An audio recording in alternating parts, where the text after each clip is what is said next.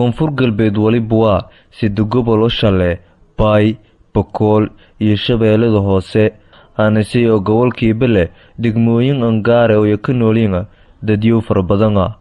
markii lagu hadlo xaaladda bini'aadanimo iyo horumarinta adeegyada aasaasiga ee bulshada sida walbarashada caafimaadka iyo hano kala waa deegaan reedan kabado jale sababtoo ay waliba ragaadiyay dagaali waliba abaarahana nagadeen walibana saameynka weelatay nolol kumanaanka qof ee ka nool goboladaasaya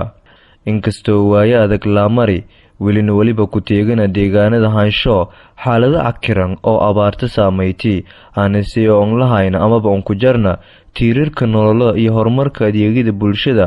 hab badanaadana deegaanada gobolka Bokool oo iska hirhiran Baydhabo oo magaalo madaxda gobolka Baaye ee xaruntii ku meel gaarka dawlad goboleedka Koonfur Galbeed waliba yemarti galiiday dad bugtaale oo ku shalkooyana lamada gobol ee Bokool iyo waliba Shabeellada Hoose xitaa gobolo kale ee Soomaaliya ku tirsan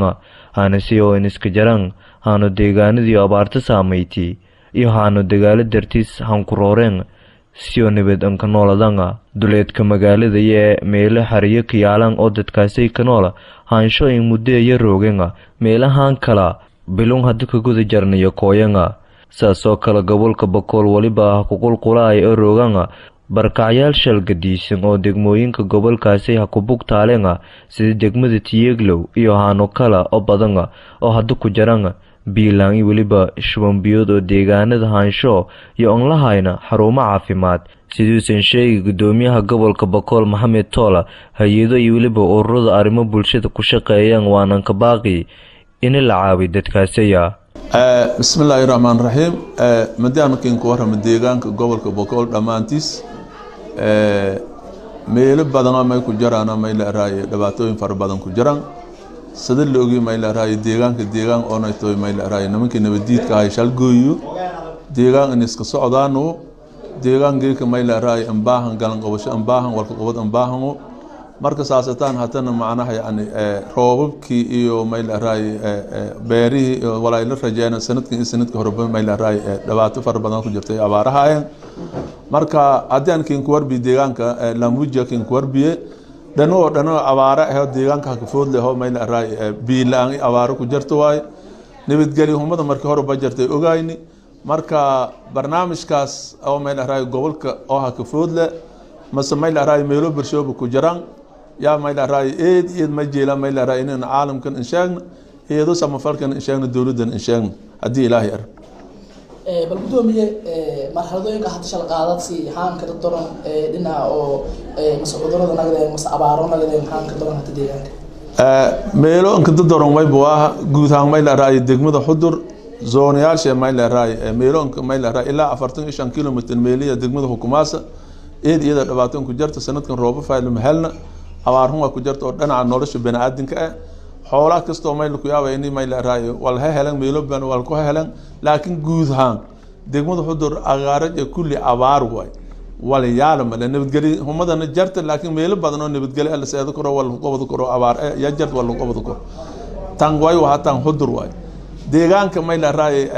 la raaw ma ila raay Elbert zone hadii la xuqaada magaalada Elbert la raaw may waa hal eelak gabishay hal eelak yaala sanadkan roob doon sanad horena roob doon may waxa dhibaato far badan oo biilaan ay ku jirto awalba ma ila raay meelaha xoolo dhaqtaha xoolo leh noolaan beer ma lahayn hadii biilaan ay ku shartay xoolay abaara galay ku shartaben meeliyada ma eedan ka baahanta in ma ila raay el lin suubyo el lin qodi aan baantiida sama farka lanki wal hay in el lin qodi el riga lin qodi sadadkaasi lin badbaadi jiilalka ka fuul meelo kale ma ila raay eed qayl dhaan ku hayso may buaha meel la raay aato zona aatiga ka dhibaato fara badan ku jirta horta abaaro isku jirtay isku hayti hatana ma ka horeeyay shaban biyooda gali baadidi iyo biridka shaban biyooda gali may galay xiig dheer wala raa gali may galay may la raay jirooyin saasato oo galay isbitaalna ma le walna ma le qayl dhaan fara badan ah may la raay haan codsadan gobolkan codsadan uun galantaan wal ma ka jiraan may fadaana hay'ado samafalka especially meeliyada target ka la saar oo may la raay shabankan iyo jirooyinkan hataa ka zaayid la inta in ka faafna arintaasay si degdeg ah hay'ado samafalka gobolka shaqeeyo iyo walaay ma ila raay maamul goboleedka shaqo in tilaabo ku qaadano wal ku qobadan arinteeda eed aan ka baahna ilaa iyo arintaas dhabaatadaas ma deerasa biilaanta ma deerasa ilaa iyada deerasa biilaanta meelo ku jardi ilaa iyad wal biil araaw ma jiraan dhulkaas ma imbaahanya in eelin qodo meel araayo wal ku qobada madaan ha ku naqda dhinaca weejid oo kale waajid si la ogiyo gacdoon waay meel wala ku galayaan marle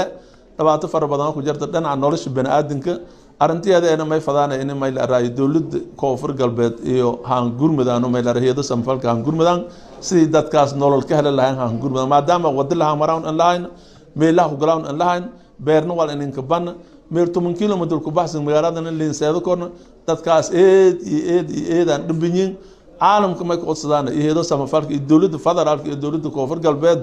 in degmadeeda ay naftirsheen macnaha din gurmada oo meel araayo bani'aadamka meel ka nool oo 10 sano go'doonka ka jiro meel fadhiin walin qowdo eedan ka rajweegna arintaas meel araayo ya in muhiim Children and Mother Education Development Organizational Background ururka horumarinta awlaadiyo hooyada ee magaaji Langabi Kamedo waa urur dhalinyaro si voluntary ka shaqeeyaan bulshada waa urur dawliin hayn oo faa'iido doon hayna balse urur caawiyo bulshada dhiban waan ku shaqeeyo horumarjo sida awlaada iyo hooyooyinka si oo helan walbarasho caafimaad oo xarumo la ka daaweeyo MCH hooyada iyo dhalaanka waan ku shaqeeyaan deegaanada Soomaalida gaar ahaan koonfur galbeed ururkan oo dhalinyaro ka aasaasay degmada Diinsoor ee gobolka Baaya sanadkii 1995 ee dhalinyaro fadayanga inay koran qaadan horumarinta adeegyada walbarashada sidii jiilka cusub iyo helan walbarasho wanaagsan maadaama deegaanada koonfur galbeed iyo hamareenga marxalada shilgadiisan oo bulshada saameeyay walibana uu ururkan ka shaqeeyay deegaanadaasi si bulshada iyo helan walbarasho xirfadiyo ka nooladan fursado shaqo iyo waliba adeegyada asaasiga oo nolola laga maarmaan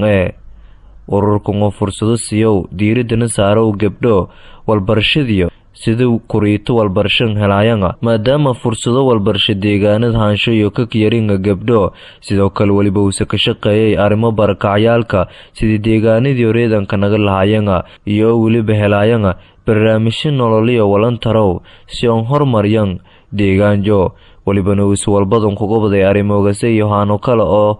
iyo ku gobadeena deegaanada koonfur galbeed sida dhisowga xarumo walbarasho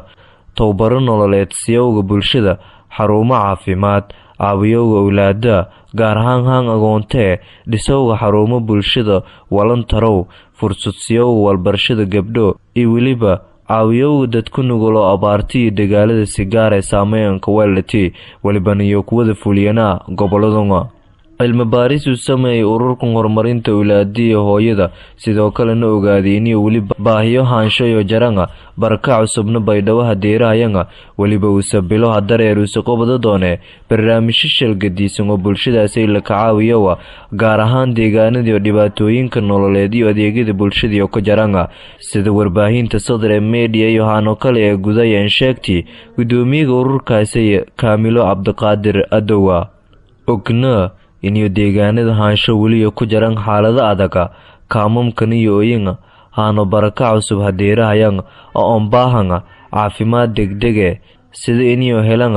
guru fayla nolol walbarasho adeegyada caafimaadka iyo haano kala sidoo kale waliba jarana in muhiim ah in la horumariyo walbarashada oo fursado badan la sii gabdho maadaama xiriyo barakacyaalka iyo badanyiga hanraabta sidoo kale la dhisa goobo muhiim waliba rajeey doone inuu ku qayb qaadan oo ku qabdo doona xaalado jara siyo bulshada andeeranga horumara nololiyo nagata to fursado nonsiana inuu deegaanadii walku qabsadaan waliba saasay yeertay Kaamilo ee gudoomiyaha ururkaasi Kaamilo Cabdiqaadir Adow ee gudoomiyaha ururka horumarinta awlaadiyo hooyada yaha ka wajahan magaalada Baydhabo ee xarunta gobolka Baaya walibana halhalyan ku shaqeeyay doonte iyadoo waliba fuliyaasa adeegyo shirgadiisan walibana taasay lamida iyo horeyaan ku shaqeeytay waan walan ku qabatay arimoogase iyo haano kala deegaanada koonfur galbeed Cabdiraxmaan Yuusuf Xasan warbaahinta Sadre Media magaalada Baydhabo